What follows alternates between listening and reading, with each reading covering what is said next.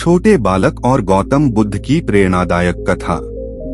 प्राचीन भारत में राजगीर के शांत वनों के बीच, जहां सुबह की हवा में आम के फूलों की सुगंध घुली रहती थी और पेड़ों की पत्तियां हल्की धूप में चमकती थीं, वहां एक छोटा सा गांव बसा था, नालंदा के बाहर का छोटा ग्राम सुवर्णपुर। इस गांव में रहता था एक 8 वर्ष का बालक अर्णव।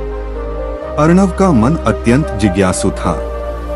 वह हर बात को समझने की कोशिश करता, हर घटना के पीछे का कारण ढूंढता और सबसे महत्वपूर्ण बात, वह संसार के दुखों को देखकर गहरी उलझन में पड़ जाता। उसकी माँ कई साल पहले गुजर चुकी थी और उसके पिता एक किसान थे। पिता सुबह से लेकर देर शाम तक खेतों में मेहनत करते और अर्णव ज्यादातर समय अकेला रहता था। उसे लगता था कि उसकी जिंदगी जैसे किसी बड़ी पहेली से भरी है। क्यों कोई दुखी होता है? सुख कहां से आता है? ईश्वर कौन है? मन क्यों दुखी हो जाता है? गांव में अक्सर बुद्ध की चर्चा होती थी। कहा जाता था कि भगवान गौतम बुद्ध पास ही के बांसवन में ठहरे हुए हैं और जो भी उनके पास जाता है उसे शांति और ज्ञान प्राप्त होता है। गांव के लोग कहते, बुद्ध के पास जाने से मन का अंधेरा दूर हो जाता है। यही सुनकर एक दिन अर्णव ने ठान लिया कि वह बुद्ध से स्वयं मिलेगा और अपनी उलझनों का समाधान करेगा। पहला दिन जिज्ञासा की यात्रा। सुबह के समय जब खेतों में हल्की धुंध तैर रही थी, अर्णव ने अपने पिता से पूछा, पिताजी, लोग बुद्ध के पास क्यों जाते हैं? पिता ने मुस्कुराते हुए कहा, क्योंकि वे मन की गांठें खोल देते हैं बेटा। उनका ज्ञान दुखों को मिटाने का मार्ग दिखाता है। अर्णव ने तुरंत कहा, तो क्या मैं उनसे मिल सकता हूँ? पिता ने उसके सिर पर हाथ फेरकर कहा, जरूर, लेकिन याद रखना, बुद्ध सिर्फ जवाब नहीं देते, वे तुम्हें सोचने के लिए प्रेरित करते हैं। अर्णव इस बात को पूरी तरह समझ नहीं पाया, लेकिन उसके मन में एक ही इच्छा थी, बुद्ध से मिलना। बांसवन का पहला दर्शन।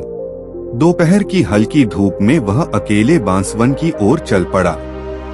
रास्ते में मोर नृत्य कर रहे थे, कोयल गा रही थी और हवा खुशबू से भरी थी।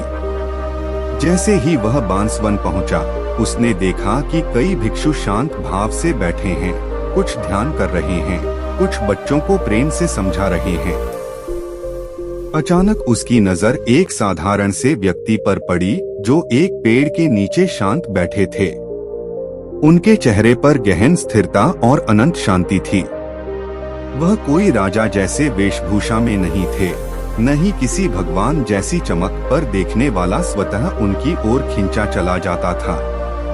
वह थे भगवान गौतम बुद्ध। अर्णव ने पहले कभी इतनी शांत आंखें नहीं देखी थीं। उसके कदम अपने आप बुद्ध की ओर बढ़ते गए। पहली मुलाकात, पहला प्रश्न। अर्णव उनके सामने पहुंचा और हिचकिचाते हुए बोला, भगवान, क्या मैं आपसे एक प्रश्न पूछ सकता हूं? बुद्ध ने उसकी ओर देखते हुए मुस्कुराया, निश्चय ही। एक जिज्ञासु मन ही ज्ञान का जन्मदाता होता है। पूछो बालक। अर्णव तुरंत पूछ बैठा, भगवान, लोग दुखी क्यों होते हैं? मैं अपने पिता को हमेशा परेशान देखता हूँ। मैं भी कभी कभी दुखी हो जाता हूँ। क्या दुख जीवन का हिस्सा है? बुद्ध ने पास पड़ी एक सूखी पत्ती उठाई और बोले, इस पत्ती को देखो अर्णव, यह कभी हरी थी, जीवन से भरी थी, फिर पीली हुई और अब सूख कर गिर गई। क्या यह दुख की बात है? अर्णव ने सोचा और कहा, शायद नहीं, यह तो स्वाभाविक है। बुद्ध ने कहा, ठीक वैसे ही जीवन में जो घटता है वह स्वाभाविक है। हमारी चाहतें और अपेक्षाएं ही दुख पैदा करती हैं। जब चाहतें टूट जाती हैं, तब दुख जन्म लेता है। अर्णव की आंखें फैल गईं। तो क्या चाहते न रखना चाहिए? बुद्ध ने मुस्कुराते हुए कहा, चाहते रखो लेकिन उनसे बंधो मत। जैसे पक्षी उड़ता है पर आकाश से बंधा नहीं होता। अर्णव पहली बार गंभीरता से सोचने लगा। दूसरी मुलाकात, क्रोध का समाधान। अगले दिन वह फिर बुद्ध के पास गया। उस दिन उसके चेहरे पर परेशानी थी। बुद्ध ने पूछा, आज तुम्हारे मन में कौन सी उलझन है बालक? अर्णव बोला, कल मेरा दोस्त मुझसे नाराज हो गया। मैंने भी गुस्से में उसे धक्का दे दिया। मैं गुस्से को रोक नहीं पाया। मैं क्या करूं? बुद्ध ने उसे पास बुलाया और थोड़ी दूरी पर रखे 2 घड़ों की ओर इशारा किया। एक घड़ा खाली था, एक में पानी भरा था। बुद्ध बोले, इन 2 घड़ों को देखो। एक में पानी ठहरा है, दूसरा खाली है। तुम किस घड़े को हिलाओगे तो आवाज आएगी? अर्णव ने कहा, खाली घड़े में आवाज आएगी, भरे हुए में नहीं। बुद्ध ने कहा, ठीक वैसे ही मन होता है। जब मन खाली होता है, खाली विचारों, अधूरी समझ से, तब उसमें शोर होता है, क्रोध फैलता है। जब मन ज्ञान से भरा होता है, समझ से भरा होता है, तब वह शांत रहता है। अर्णव बोला, तो मुझे अपने मन को समझ और धैर्य से भरना होगा। बुद्ध ने सिर हिलाया, हाँ। और जब भी क्रोध आए, पहले अपने मन में ठहराव लाओ, फिर निर्णय लो। अर्णव ने उस दिन पहली बार धैर्य शब्द का अर्थ समझा। तीसरी मुलाकात, भय का समाधान। कुछ दिनों बाद गांव में भयंकर आंधी आई। पेड़ गिर गए, मिट्टी उड़ने लगी। रात में अर्णव बहुत डर गया था। अगले सुबह वह कांपते हाथों से बुद्ध के पास पहुंचा। भगवान, मुझे बहुत डर लगता है। आंधी में लगा जैसे सब खत्म हो जाएगा। मैं भय से कैसे मुक्त हूँ? बुद्ध ने उसे अपने साथ पेड़ के नीचे बैठाया और पूछा, अर्णव, जब आंधी आई तब तुम कहाँ थे? घर के अंदर, उसने उत्तर दिया। बुद्ध बोले, और बाहर क्या हो रहा था? बहुत तूफान था। और घर के अंदर? अंदर मैं सुरक्षित था। बुद्ध मुस्कुराए, बस यही समझ लो, बाहर की दुनिया अक्सर आंधी से भरी होती है, लेकिन अगर तुम्हारा मन मजबूत घर की तरह है तो भय तुम्हें हिला नहीं सकता। फिर बुद्ध ने कहा, भय बाहर की चीज नहीं है, यह भीतर की कमजोरी है। जब भीतर ज्ञान होता है, बाहर का तूफान तुम्हें नहीं हिला सकता। अर्णव शांत हो गया। वह समझ गया कि मन को मजबूत बनाना ही भय से मुक्त होने का मार्ग है। चौथी मुलाकात, दया और करुणा का पाठ। एक दिन बुद्ध अपने शिष्यों के साथ पैरों में चुभे कांटों को निकाल रहे थे। यह देखकर अर्णव ने पूछा, भगवान, आप इतने आदरणीय हैं, फिर भी आप यह छोटा काम कर रहे हैं? बुद्ध ने उसे एक घायल पक्षी दिखाया जिसे वह अपने हाथों में पकड़े हुए थे। देखो अर्णव, इस पक्षी को कांटा चुभा है। यदि मैं इसे छोड़ दूं तो यह मर जाएगा। क्या बड़ा, क्या छोटा।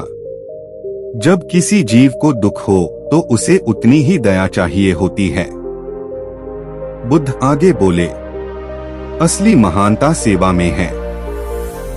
जब तुम किसी कमजोर की मदद करते हो तब तुम स्वयं मजबूत बनते हो।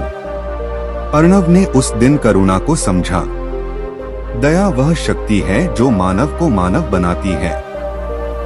पांचवी मुलाकात, सबसे बड़ा प्रश्न। 1 महीने से अधिक बीत गया और अर्णव रोज बुद्ध से मिलने लगा।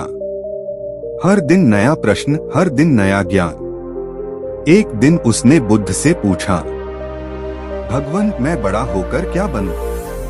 सब कहते हैं कि किसान बनूं, लेकिन मैं दुनिया को समझना चाहता हूं, लोगों के काम आना चाहता हूं।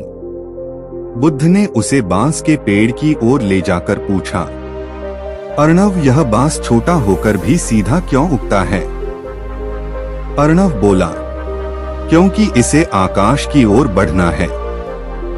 बुद्ध मुस्कुराए, और यह इतना खाली क्यों होता है अंदर से? अर्णव बोला, क्योंकि खाली होने से यह हल्का और मजबूत बन जाता है। बुद्ध धीरे से बोले, ठीक वैसे ही जीवन है। मन को खाली रखो अहंकार, घमंड, लोभ से मुक्त, और अपने लक्ष्य की ओर सीधा बढ़ते रहो। तुम्हें किसान बनना है या ज्ञानी, यह मैं नहीं बताऊंगा, लेकिन एक बात याद रखो, तुम्हारा कर्म ही तुम्हें दिशा देगा। अर्णव ने पहली बार समझा कि जीवन में बनने से ज्यादा करने का महत्व है। छठवीं मुलाकात, मौन का महत्व। एक दिन बुद्ध एक पेड़ के नीचे बैठे थे और लंबे समय तक मौन रहे। अर्णव ने पूछा, भगवान आप आज कुछ बोल क्यों नहीं रहे? बुद्ध बोले, क्योंकि कभी कभी मौन ही सबसे बड़ी शिक्षा देता है। शब्द कभी कभी मन को भटकाते हैं, लेकिन मौन मन को भीतर की ओर ले जाता है। अर्णव ने महसूस किया कि बुद्ध का मौन उसे भीतर की शांति का अनुभव करा रहा था। उसे लगा जैसे उसके मन के सारे विचार धीमे धीमे शांत होने लगे। सातवीं मुलाकात, अंतिम शिक्षा। एक शाम सूरज ढल रहा था। आकाश के रंग सुनहरे हो चुके थे। अर्णव बुद्ध के पास पहुंचा, पर उसके चेहरे पर उदासी थी। भगवान, मैं बड़ा होकर भी क्या आपसे सीखता रह पाऊंगा? जब मैं किसी और गांव चला जाऊंगा, तब आपसे कैसे मिलूंगा? बुद्ध ने उसके हाथ अपने हाथों में लिए और बोले, अर्णव, मेरे जाने से क्या तुम शून्य हो जाओगे? नहीं, मैं तो वही सिखा रहा हूँ जो तुम्हारे भीतर है। सत्य बाहर नहीं, भीतर है। जब भी तुम सच्चाई, धैर्य, करुणा और ध्यान से कोई निर्णय लोगे, समझ लेना मैं तुम्हारे साथ हूँ। बुद्ध आगे बोले, जब तुम दूसरों के दुख देखोगे और उन्हें हल्का करने की कोशिश करोगे, तो वहीं मेरी शिक्षा जीवित होगी। अर्णव की आंखों में आंसू आ गए। समय बीता, ज्ञान का फूल खिल गया। सालों बीतते गए। अर्णव बड़ा हुआ, लेकिन उसके भीतर बुद्ध की शिक्षाएं खिलती रहीं। वह एक साधारण किसान नहीं बना, वह बना गांव का मार्गदर्शक, जो गांव के बच्चों को शिक्षा देता, गरीबों की मदद करता, वृद्धों की सेवा करता। जब भी लोग पूछते कि उसे यह ज्ञान कहां से मिला, अर्णव मुस्कुराता और कहता, मुझे एक ऐसे व्यक्ति ने सिखाया था जो स्वयं कुछ नहीं रखते थे, फिर भी दुनिया को सबसे बड़ा खजाना देकर गए। ज्ञान का खजाना, प्रेम का खजाना, शांति का खजाना, कहानी का संदेश। चाहते दुख का कारण बन सकती हैं, उनसे बंधो मत। क्रोध मन के खालीपन से आता है, इसे समझ और धैर्य से भरें। भय बाहर से नहीं, भीतर से पैदा होता है, मन को मजबूत बना। दया और करुणा ही असली महानता है। जीवन का मार्ग स्वयं कर्मों से बनता है। मौन मन को भीतर की यात्रा कराता है। ज्ञान वह दीपक है जो कभी बुझता नहीं। छोटे बालक और गौतम बुद्ध कहानी का अगला भाग। अध्याय 2, ज्ञान का बीज और समय की परीक्षा। साल बीतते गए। अर्णव अब बालक नहीं रहा, वह युवा हो चुका था, पर उसके भीतर वही मासूमियत, वही विनम्रता और वही जिज्ञासा जीवित थी, जो उसे बचपन में बुद्ध की ओर खींचकर ले गई थी। अर्णव रोज सुबह गांव के बच्चों को पढ़ाता, फिर खेतों में काम करता और शाम को गांव के बुजुर्गों के पास बैठकर उनकी जरूरतें सुनता। धीरे धीरे लोग उसे सिर्फ अर्णव नहीं, बल्कि अर्णव भैया कहने लगे, क्योंकि वह हर किसी के दुख को अपना दुख समझता था। लेकिन जीवन हमेशा आसान नहीं होता। कभी कभी सबसे ज्ञानी हृदय को भी कठोर परीक्षा से गुजरना पड़ता है। एक नई चुनौती, गांव का कलह। एक दिन सुवर्णपुर गांव में 2 बड़ी परिवारों में झगड़ा हो गया। दोनों पक्ष एक जमीन को लेकर लड़ रहे थे। झगड़ा इतना बढ़ गया कि गांव में अशांति फैल गई। लोग दो खेमों में बंट गए, कुछ राजन के पक्ष में, कुछ वत्सल के पक्ष में। गांव की सभा बुलाई गई, पर झगड़ा और बढ़ गया। लोगों की आंखों में लालसा, डर और क्रोध भर गया था। अर्णव ने पहली बार गांव को इस हाल में देखा। उसे लगा मानो बचपन में बुद्ध द्वारा सिखाई गई शांति हवा में घुलकर गायब हो गई है। रात को वह नींद नहीं ले पाया। उसके मन में बुद्ध की बातें गूंज रही थीं। क्रोध मन के खालीपन की आवाज है। भय बाहर नहीं, भीतर जन्म लेता है। जब मन अंधेरे में हो तो उसे प्रकाश दिखाओ, न कि अंधेरे को और गहरा करो। अर्णव ने फैसला किया कि वह इस कलह को रोकेगा। लेकिन कैसे? बुद्ध की शिक्षाएं, मन का दर्पण। अगली सुबह वह बांसवन की ओर गया। बुद्ध अब वहां नहीं थे, क्योंकि वे आगे यात्रा पर निकल चुके थे। लेकिन वही पेड़, वही हवा, वही शांत वातावरण था। अर्णव ने आंखें बंद की और ध्यान करने लगा। जैसे जैसे मन शांत होने लगा, उसे बचपन की आवाजें याद आने लगी। बुद्ध का स्वर, उनकी मुस्कान, उनके शब्द। प्रेम का उत्तर प्रेम है, अहंकार का उत्तर मौन, और संघर्ष का उत्तर समझ। अर्णव की आंखें खुली, जैसे उसके भीतर नया प्रकाश जाग उठा हो। गांव की सभा, सत्य का दर्पण। अर्णव ने दोनों परिवारों को बुलाया। भीड़ इकट्ठा हो गई। सब सोच रहे थे कि अर्णव किस पक्ष का समर्थन करेगा। अर्णव शांत खड़ा रहा। उसने जमीन पर दो दीपक रखे, एक राजन के सामने, एक वत्सल के सामने। फिर बोला, जब दो दीपक एक दूसरे को बुझाने की कोशिश करते हैं तो दोनों बुझ जाते हैं, लेकिन जब वे एक दूसरे से उजाला लेते हैं तो प्रकाश बढ़ता है। लोग चुप हो गए। अर्णव ने फिर कहा, ये जमीन क्या है? मिट्टी, पर तुम दोनों उसे मेरी कहते हुए अपने भीतर के इंसान को खो रहे हो। राजन ने रोष में कहा, लेकिन वह जमीन मेरे पिता की थी। वत्सल बोला, नहीं, वह मेरे दादा के समय की है। अर्णव मुस्कुराया और बोला, ठीक है, चलो सत्य तलाशते हैं। उसने दोनों परिवारों को पास बुलाया। फिर कहा, राजन तुम अपने पिता से मिले, वत्सल तुम अपने दादा से। बताओ, क्या वे अब जीवित हैं? दोनों ने सिर झुका दिया। नहीं, अर्णव बोला, तो फिर बता दो, क्या वे यह जमीन अपने साथ ले गए? भीड़ में सन्नाटा छा गया। अर्णव आगे बोला, जो हमारे साथ नहीं जा सकता, उसे लेकर लड़ना कैसा बुद्धि का काम है? बुद्ध ने कहा है, जिन चीजों पर हमारा अधिकार नहीं, उन पर झगड़ा अज्ञान है। लोगों की आंखें भर आईं। राजन और वत्सल दोनों शांत हो गए। धीरे धीरे वे बातचीत में आने लगे और जमीन का बंटवारा प्रेम से कर दिया गया। गांव के बुजुर्ग बोले, अर्णव तुमने गांव को बचा लिया। अर्णव मुस्कुराया, मैंने कुछ नहीं किया। जो बुद्ध ने सिखाया था वही दोहरा दिया। समय का प्रवाह, एक नई यात्रा का आह्वान। कुछ महीनों बाद सुवर्णपुर में शांति फैल चुकी थी। अर्णव गांव का आधार बन गया था। लेकिन एक दिन उसे समाचार मिला कि बुद्ध पास के नगर वैशाली में है। यह सुनते ही उसके मन में पुराना लगाव जाग गया। रात को उसके मन में द्वंद्व था।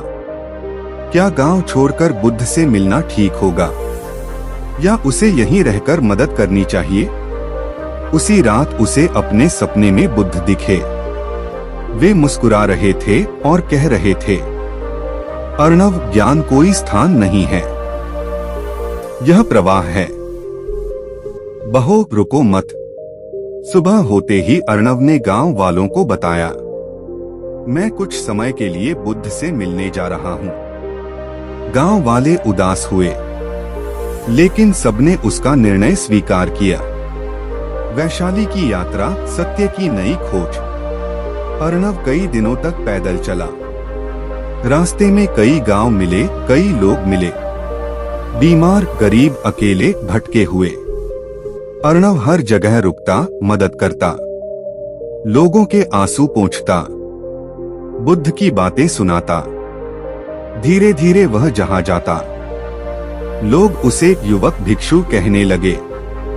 हालांकि उसने कभी दीक्षा नहीं ली थी। एक जगह उसने देखा कि एक किसान अपनी फसल के नष्ट होने पर रो रहा था। अर्णव ने उसे गले लगाकर कहा, फसल फिर से बोई जा सकती है, पर मन टूट जाए तो नहीं। अपने मन की मिट्टी को संभालो, फसल अपने आप खिल जाएगी। किसान ने पहली बार मुस्कुराया। अर्णव महसूस करने लगा कि ज्ञान बांटने से बढ़ता है, ठीक उस दीपक की तरह जिसकी लौ दूसरे दीपक को जला दे, पर खुद कम न हो।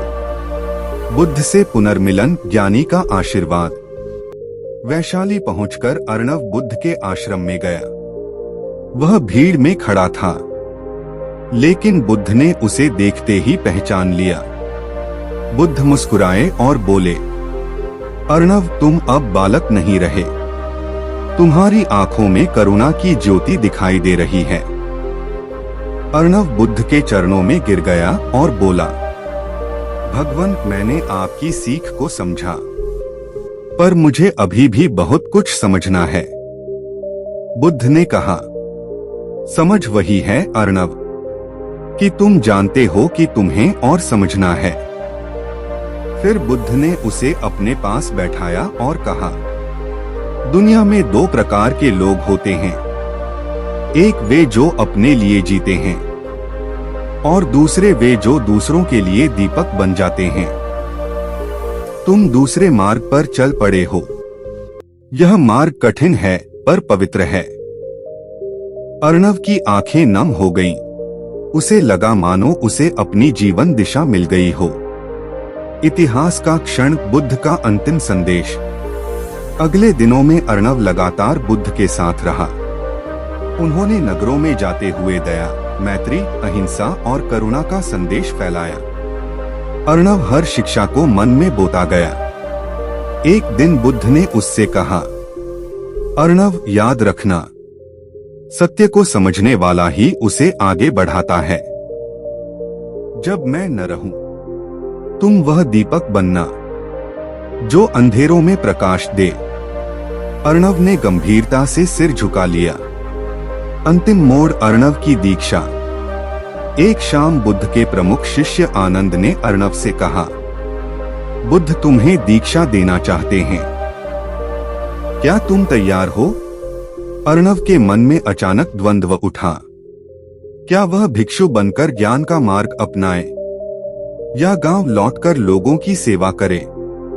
वह बुद्ध के पास गया और पूछा, भगवान, क्या मुझे भिक्षु बनना चाहिए या गृहस्थ रहकर सेवा करनी चाहिए? बुद्ध ने गहरी मुस्कान के साथ कहा, अर्णव, पेड़ को फल देने के लिए बांस बनना जरूरी नहीं। जिसमें सेवा की भावना हो, वह किसी भी रूप में ज्ञान का पात्र बन जाता है। अर्णव समझ गया, बुद्ध उसे उसके मन का मार्ग चुनने दे रहे हैं, जबरन नहीं थोप रहे। अर्णव ने हाथ जोड़कर कहा, भगवान, मैं गृहस्थ ही रहकर आपकी शिक्षा को फैलाना चाहता हूँ। बुद्ध ने उसका सिर स्पर्श कर कहा, तुम्हारा निर्णय ही तुम्हारा मार्ग है। जाओ, प्रकाश फैलाओ। वापसी, सुवर्णपुर में नई ज्योति। कई हफ्तों बाद अर्णव अपने गांव वापस पहुंचा। गांव वाले उसे देखकर रो पड़े। उन्होंने कहा, अर्णव, जब तुम थे तो गांव शांत था। तुम्हारे जाने के बाद हमने तुम्हारी बहुत कमी महसूस की। अर्णव मुस्कुराया और बोला, अब मैं हमेशा के लिए लौट आया हूँ, लेकिन अब मैं वह अर्णव नहीं हूँ जो कभी बांसवन में डरा हुआ बच्चा था। अब मैं बुद्ध की शिक्षा लेकर लौट रहा हूँ। गांव में नई शुरुआत हुई। अर्णव ने बच्चों को शिक्षा देने के लिए पाठशाला बनवाई, गरीबों के लिए भोजन की व्यवस्था की और हर शाम बुद्ध की 4 मूल शिक्षाओं मैत्री, करुणा, मुदिता और उपेक्षा का पाठ पढ़ाता।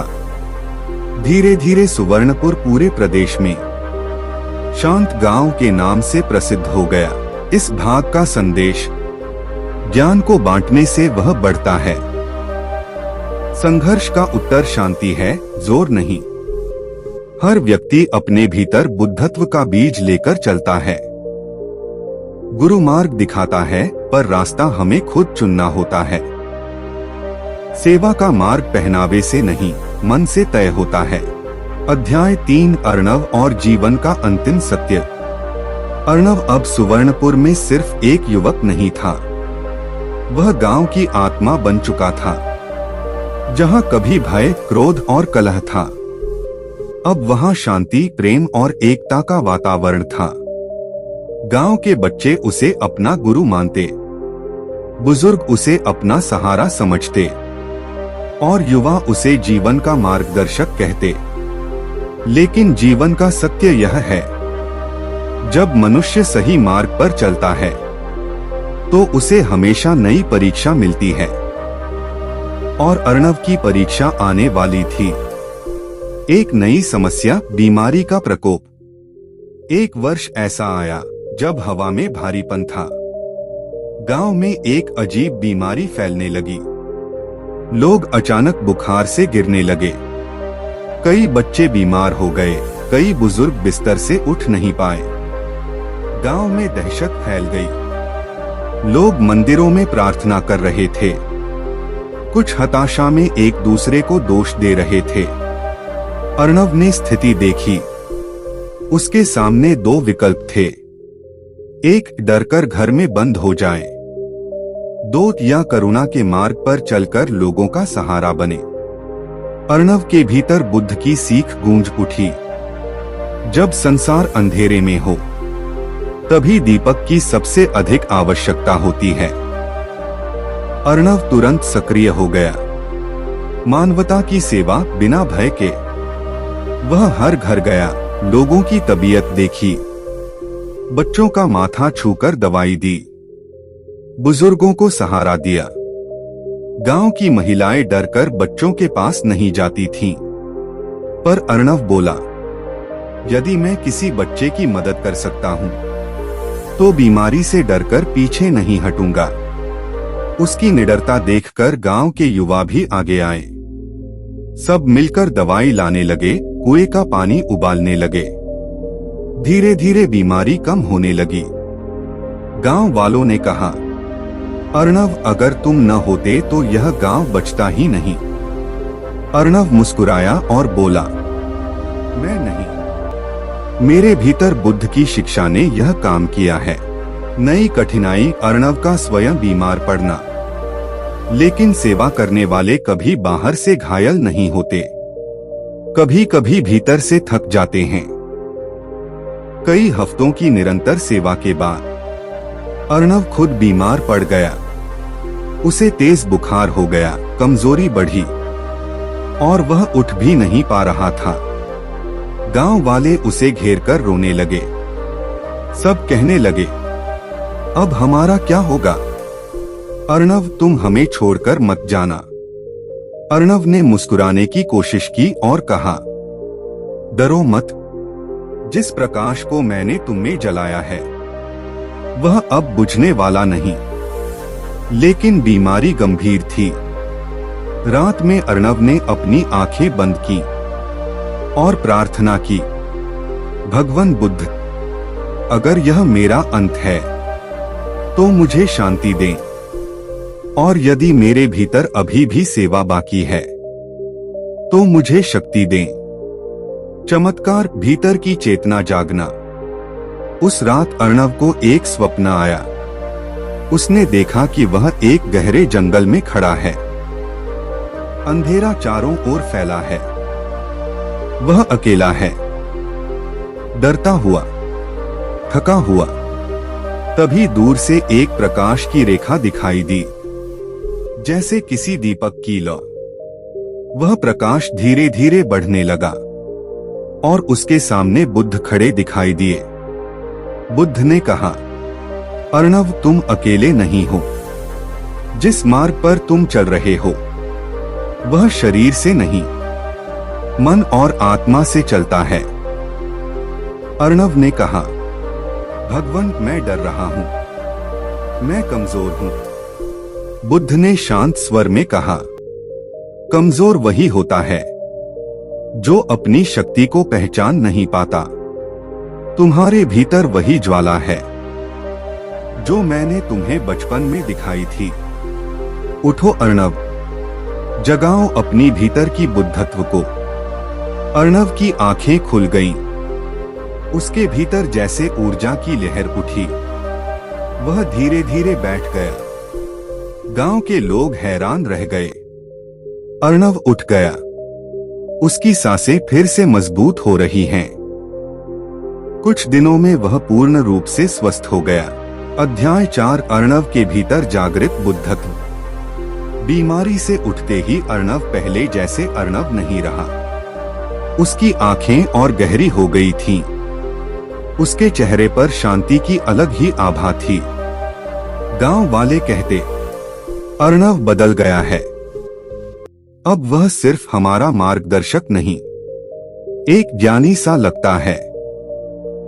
अब अर्णव की शिक्षाएं और गहरी हो चुकी थीं। अर्णव का पहला उपदेश। एक दिन गांव में सभी एकत्र हुए। अर्णव पेड़ के नीचे बैठा और बोला, मनुष्य का शरीर मिट्टी है, लेकिन उसका कर्म अमर है। कोई बीमारी हो या कोई दुख, शरीर टूटता है, पर जिस मन में करुणा है वह कभी नहीं टूटता। लोग ध्यान से सुनते रहे। अर्णव आगे बोला, जो सेवा करता है वह मृत्यु से भी नहीं डरता, क्योंकि जिसने जीवन में प्रकाश फैलाया है उसका अंत कभी अंधेरा नहीं हो सकता। गांव वाले मंत्रमुग्ध हो गए। नई यात्रा, अर्णव का बुलावा। एक दिन पड़ोसी गांव से दूत आया और बोला, अर्णव भैया, हमारे गांव में भी कलह है। लोग एक दूसरे के खून के प्यासे हो गए हैं। कृपया वहां चलकर शांति स्थापित कीजिए। अर्णव ने निर्णय लिया, यह सेवा का मार्ग है। जब तक मेरे भीतर सांस है मैं इस प्रकाश को फैलाऊंगा। लेकिन इस बार गांव वालों ने कहा, हम भी चलेंगे। तुम अकेले हमेशा अकेले संघर्ष क्यों करो? अर्णव मुस्कुराया।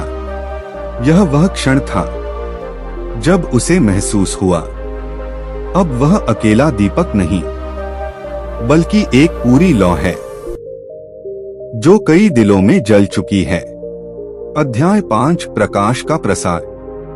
अर्णव और गांव के लोग पड़ोसी गांव पहुंचे। वहां का दृश्य भयावह था। हर घर में दुश्मनी, हर गली में तनाव। अर्णव बीच चौराहे पर खड़ा हुआ और बोला, मैं कोई राजा नहीं, न्यायाधीश नहीं, केवल एक साधारण मनुष्य हूं।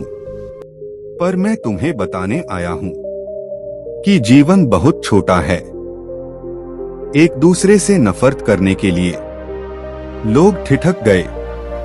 फिर अर्णव ने बुद्ध की तरह एक सरल उदाहरण दिया। वह एक मिट्टी का घड़ा लेकर आया, फिर उसे सबके सामने जमीन पर गिराकर तोड़ दिया। सभी चौंक गए। अर्णव बोला, देखो, यह घड़ा टूट गया। क्या तुम इसे फिर से जोड़ सकते हो? लोगों ने कहा, नहीं। अर्णव ने कहा, ठीक वैसे ही तुम्हारे टूटे रिश्ते भी एक दिन ऐसे ही हो सकते हैं, यदि तुम समय रहते नहीं रुके। घड़ा मिट्टी से बनता है, पर रिश्ता मन से बनता है और टूटकर कभी नहीं जुड़ता। लोग पिघलने लगे, कुछ रोने लगे। दो परिवार जो वर्षों से दुश्मन थे, गले लग गए। पूरा गांव बदल गया। अर्णव का जीवन मार्ग स्थिर होना। अब अर्णव सिर्फ सुवर्णपुर का मार्गदर्शक नहीं रहा, वह आसपास के 10 गांवों में शांति, प्रेम और करुणा फैलाने लगा। लोग उसे युवा बुद्ध कहने लगे, लेकिन वह हमेशा कहता, मैं बुद्ध नहीं हूं, मैं तो मात्र उनका दूत हूं। इस अध्याय का संदेश: बीमारी, संकट, दुख, ये सब मनुष्य की परीक्षा लेते हैं। जो दूसरों की सेवा करता है वही सबसे बड़ा योद्धा है। सच्चा ज्ञान मन को मृत्यु के भय से मुक्त करता है। करुणा वह शक्ति है जो हाथों से नहीं, आत्मा से काम करती है। एक दीपक कई दीपक जला सकता है और यही जीवन का असली उद्देश्य है।